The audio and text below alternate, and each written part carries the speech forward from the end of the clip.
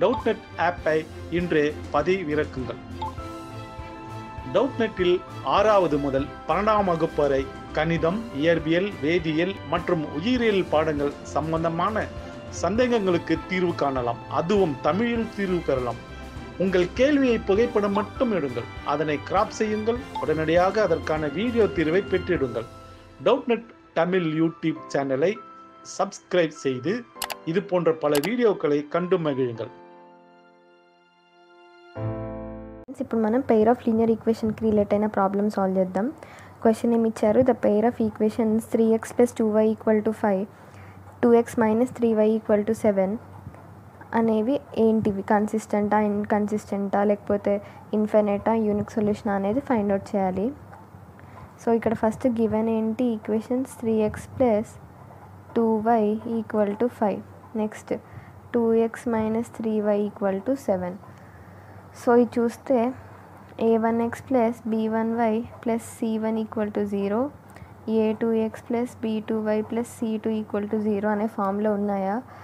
లేవు. దాన్ని ఇప్పుడు మనం అలా తెచ్చుకుందాం. So 3x + 2y - 5 = 0 and 2x - 3y 7 ఇటు వస్తే -7 = 0. ఇప్పుడు ఇవి a1x + b1y + c1 = 0, a2x + b2y + c2 = 0 ఫామ్లో ఉన్నాయి.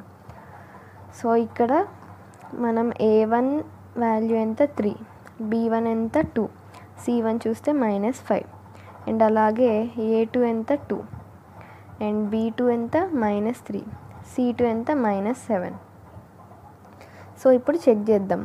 If a1/a2 is not equal to b1/b2 అంటే ఈ ఈక్వేషన్స్ అనేది కన్సిస్టెంట్ అంటారు.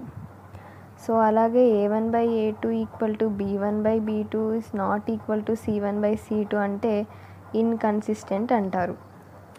సో ముందు మనం అయితే చెక్ చేసి చూద్దాం. So a1/a2 3/2 = b1/b2. సో ఇక్కడే మనకి ఏమర్థమైపోతుంది, a1/a2 అనేది నాట్ ఈక్వల్ టు b1/b2.